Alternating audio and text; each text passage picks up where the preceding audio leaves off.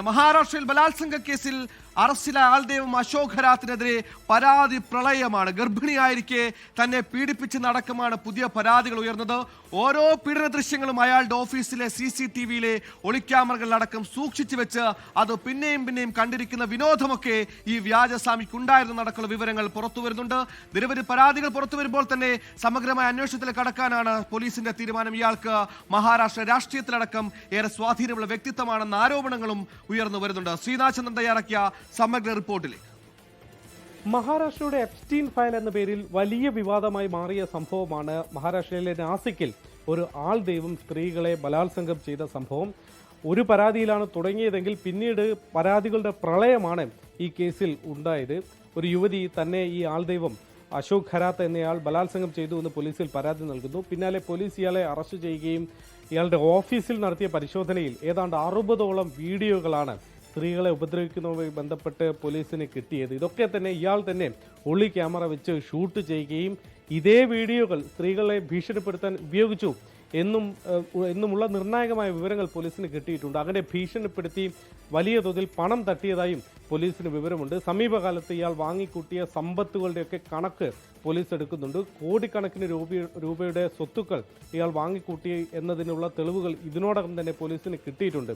Case ഈ വിധം മുന്നോട്ട് പോകുന്നതിനിടെയാണ് കൂടുതൽ പരാതികൾ ഓരോ ദിവസവും ഉയർന്നു വരുന്നത്. ഏറ്റവും ഒടുവിൽ വന്ന പരാതി ഇയാളുടെ ഓഫീസിൽ തന്നെ ജോലി ചെയ്യുകയായിരുന്ന ഒരു ജീവനക്കാരൻ്റെ ഭാര്യയാണ് നൽകിയത്.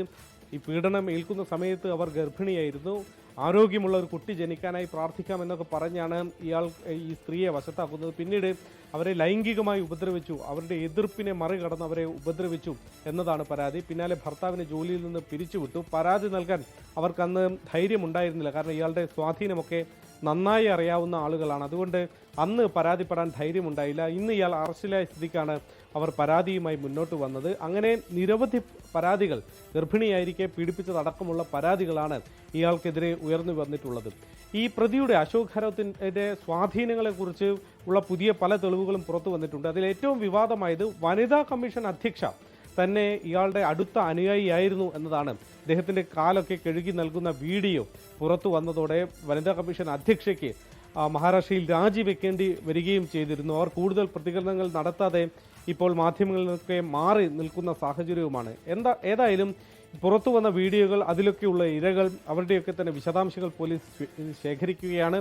ഈ കേസുമായി ബന്ധപ്പെട്ട് കൂടുതൽ പരാതികൾ ഇയാൾക്കെതിരെ ഇനിയും വരും ദിവസങ്ങൾ ഉണ്ടാവും എന്ന കാര്യത്തിൽ ഏതാണ്ട് ഉറപ്പാണ്.